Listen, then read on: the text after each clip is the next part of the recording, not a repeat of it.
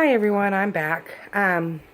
So I'm going to actually go back to what my original blog was supposed to be about when I was originally blogging last week, about what happened after I left him. So when I originally left him, we were going to separate for about 30 days and go through therapy and just kind of see if we want to really proceed with the divorce, see if we missed each other, if it was just, kind of figure out what we wanted to do. If I'm going to be completely honest, I knew I wasn't going back. But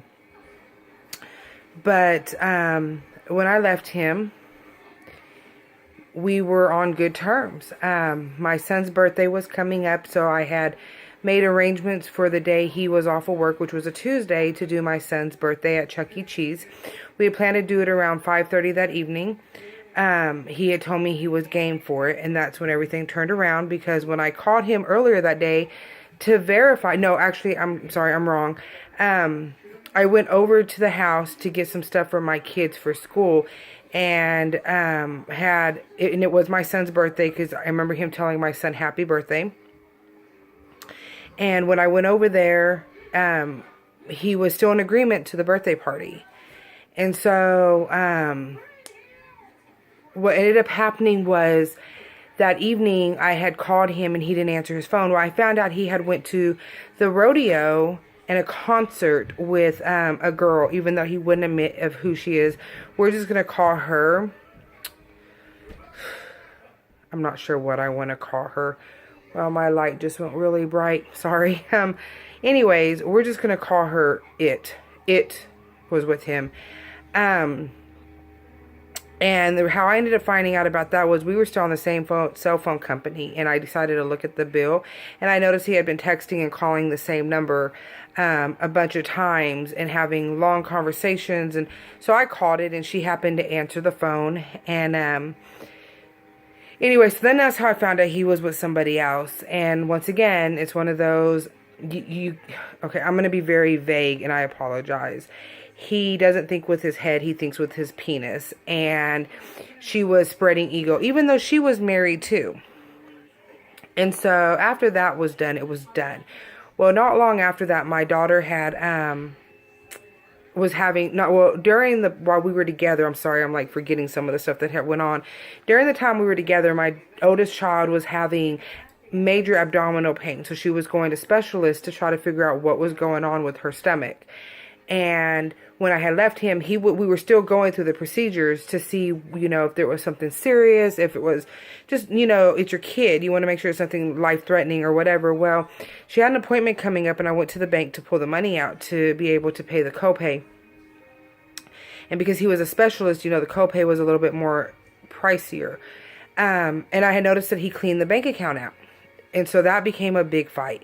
Well, then my daughter ended up breaking her arm. So I ended up taking her to the emergency room, and because we had moved in with his ex-wife, who at the time was my best friend. I know, very odd, right? That's a different story for a later date. But we ended up moving with her. Well, they were sleeping on an air mattress, and at the time she wasn't casted. She just had a sling on her arm. So being on an air mattress, for those of you that slept on them, they're not really that comfortable and that you sink into it. So she wanted to go home and sleep in her bed, or whatever. Well, we went to the house, and he refused to allow her to stay at the house. Well, technically, it's still my home. We're still married. We hadn't filed for divorce yet, so we were still legally married. That was still my home. He refused to let her in, so the cops got involved. And that day, he told the police officers that my children were not welcomed in his home, that I was not welcomed in his home, and that he didn't care where my children stayed at. If they slept in a vehicle, he didn't care what happened to my kids. At that point, I was done. I felt like when you choose a whore, excuse my language, over your children, you are the lowest piece of crap on earth. When you can tell your children you don't care where they're at, because they were with me, that you don't care where they're at, what happens to them if they have to sleep in the back of their vehicle, you are a piece of trash in my eyes. I apologize. There's nothing nicer to say about that. And so at that point, I went ahead and started filing for divorce. And I was so angry that he could treat our kids like that, take all our money and not even care. It was game on at that point. And I went ahead and started the procedures to file for divorce. As I was doing that, the summer was coming up, so I was getting ready to send my kids to my parents' house, because that's what they did every summer, is they went and stayed with my mom and dad for the summer, and then they would come home. Well, I wasn't going to change the routine up. He didn't want to see his kids because he was too busy laid up with some skanky girl to worry about his kids anyways. So, hey, it is what it is, right? And so, my kids were upset. My kids were angry. They didn't understand why their daddy was treating them that way, because it was their dad. Well, no, not all my kids, just my oldest daughter. My middle daughter really don't care. So they went ahead and went to my mom and dad's like they typically do, and I filed, and he tried to tell the attorney that I more or less that I took him out of the state, which he was trying to get me on kidnapping charges, but you can't do that when I'm the mother, there's no custody. And I know that at that point I was told never give him my kids, since there isn't a custody thing going on. We're still married. There hasn't been anything. So I had to rush and get, an emergency temporary custody order just for that purpose. Because had I let him see my kids, he could have took them, and that would have been that. And there would have been nothing I could have done about it. So I would not let him see his kids unless he wanted to see them with me. Well, so during all of that, he ended up in the middle of the night bringing my kids' stuff and loading it up in our car while we were sleeping, which I thought personally was really, really shady. Like, I don't know, you just don't do that. You know what I'm saying? You don't load your kids' stuff up in their vehicle so that knowing that morning they had to go to school. And I'm just grateful that I got up because I had started smoking again. But I don't smoke no more. Let's make that clear to everybody. But I had started smoking again. I had went outside to smoke a cigarette.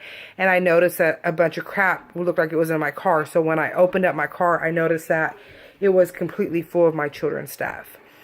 Mommy, you have to go do the laundry 7:03 now.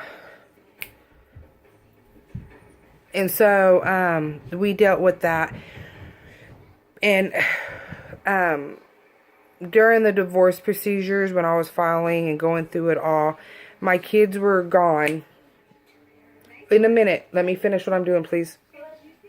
When I sent them to my mom and dad's, that's when everything got really ugly, and it just got really, really bad. And I'm going to stop it here, but that was the breakdown of when I left him and the treatment that we got, to the point where he left me with no money, told us we can go live in our car. He didn't care what happened to us, where we went. He even had the audacity to write me a letter that I have to this day, and I used it in court to my advantage. We'll talk about that too.